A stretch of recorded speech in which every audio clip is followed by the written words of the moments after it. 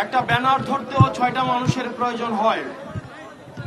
গত 16 বছর দেখেছি এই ব্যানার ধরার জন্য 6টা মানুষ খুঁজে পাওয়া যায় নাই। আজকে আপনাদের ব্যানারের পিছনে শত শত মানুষ এসে দাঁড়ায়। এই মানুষগুলো সেদিন গত 16টা বছর ছাত্রলীগের পিছনে এসে দাঁড়িয়েছে। এই 16 বছরের দিকে তাকান। আমরা ফেসিবাদের বিরুদ্ধে আপনাদের লড়াই এবং সংগ্রামকে আমরা সবসময় সম্মান জানাই।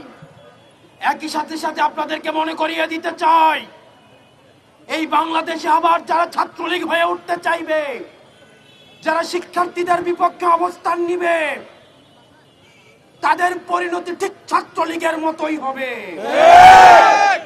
সুতরাং আপনারা শিক্ষার্থীদের বিরুদ্ধে অবস্থান নিয়েন না। গত 16 বছরের আপনাদের নির্যাতন নিপীড়নের কথা ভুলে যায়েন না।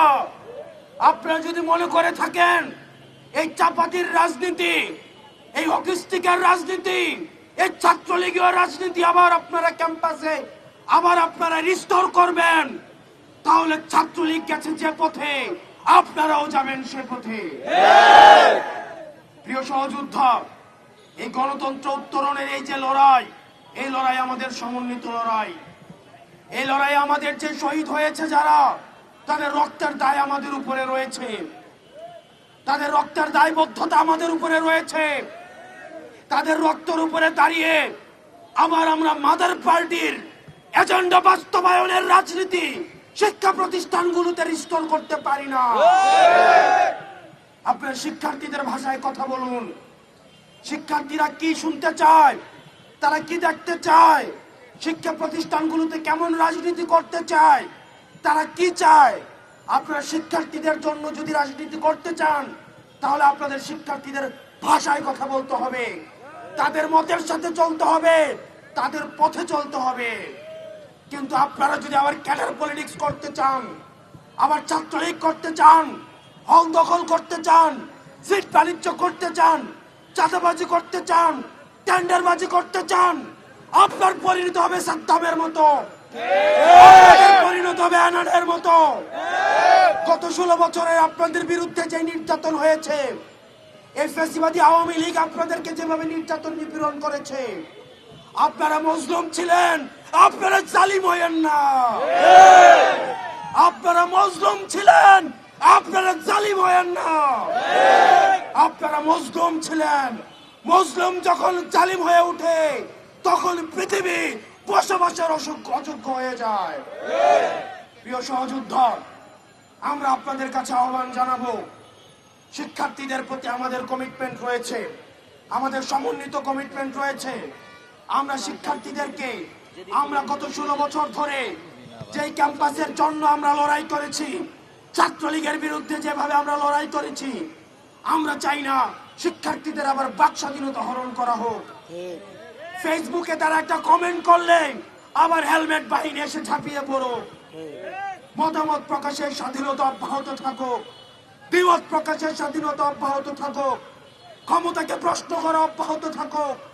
এই যে অবাধ স্বাধীনতা আমরা ভোগ করছি, এই পর্যন্ত কেউ বলতে পারবে না এই সরকারের সমালোচনা, এই সরকারের কাছাকাছি যারা আছে তাদের সমালোচনা, উপদেষ্টাদের যে সমালোচনা, এই সমালোচনা প্রকাশ ভবিষ্যতে যারা শাসনে আসবেন তাদের সবার জন্য উদাহরণ হয়ে থাকবে। আমরা আমাদের এই শিক্ষাঙ্গনে, আমাদের শিক্ষা প্রতিষ্ঠানে অবারিত এই মুক্ত চিন্তা এবং মনস্তাত্ত্বিক সমৃদ্ধির যেই আমরা রাস্তা সুপ্রশস্ত করেছি, আমরা চাই না নামে বেনামে কোন ধরনের ছাত্র সংগঠন শিক্ষার্থীদের আবার টুটি চেপে ধরুক। হলগুলো হবে শিক্ষা প্রতিষ্ঠান এবং হলগুলো হবে শিক্ষার্থীদের অবারিত বিচরণের ক্ষেত্র। শিক্ষার্থীদেরকে বাধ্য করা হবে, শিক্ষার্থীদেরকে জোর করা হবে, গ্যাসরুম, গণরুম, এই টেন্ডারবাজি, চাঁদাবাজি আবার রিস্টোর করা হবে। এই স্বপ্ন আর বাংলাদেশে কোনোদিন বাস্তবায়িত হবে না। প্রিয় সহযোদ্ধা, ভুলে গেলে চলবে না, ছাত্রলীগ কোন একটা নির্দিষ্ট দল না, আওয়ামী লীগ কোন নির্দিষ্ট একটা দল না। এটি একটি আদর্শ।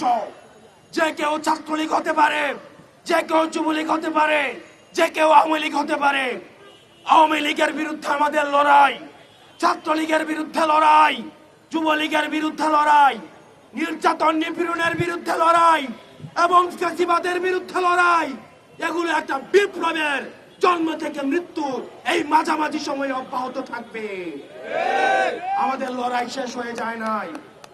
যারা একবার লড়াইয়ে নেমেছে, লড়াই হচ্ছে মৃত্যু এবং জীবিত থাকার মধ্যবর্তী এই পুরোটা সময়। আমরা যে স্বাধীনতা অর্জন করেছি, আমাদের এই স্বাধীনতা আমাদেরকে রক্ষা করতে হবে।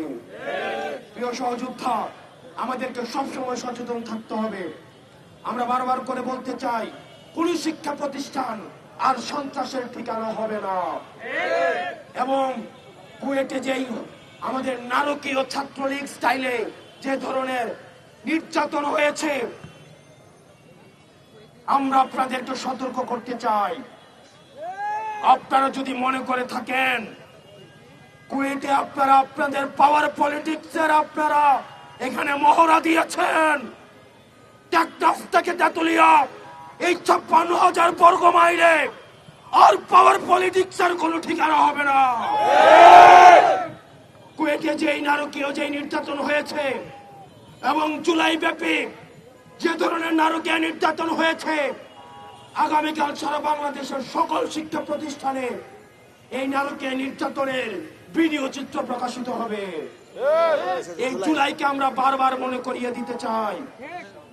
এবং আমাদের আগামীকালের কর্মসূচি সারা বাংলাদেশের প্রত্যেকটা শিক্ষা প্রতিষ্ঠানে আমাদের যে জুলাইয়ের নারকীয় যে নির্যাতন নিপীড়ন এবং গতকালের এবং আজকের কুয়েটে যে নির্যাতন নিপীড়ন চালানো হয়েছে, আবার আমরা দেখেছি হেলমেট বাহিনীর আগমন হয়েছে, রামদা বাহিনীর আগমন হয়েছে। তাদেরকে আবার জাতির সামনে প্রকাশ করা হবে। কালকে প্রত্যেকটি শিক্ষা প্রতিষ্ঠানে এবং আমাদের টিএসসিতে ভিডিও প্রদর্শন করা হবে। এবং আপনারা আপনাদের জায়গা থেকে আপনাদের এই সত্যের পক্ষে, ন্যায়ের পক্ষে, এই জুলুমের বিরুদ্ধে আপনার অবস্থান অব্যাহত থাকুন। ইনকিলাব জিন্দাবাদ, ফ্যাসিবাদ নিপাত যাক।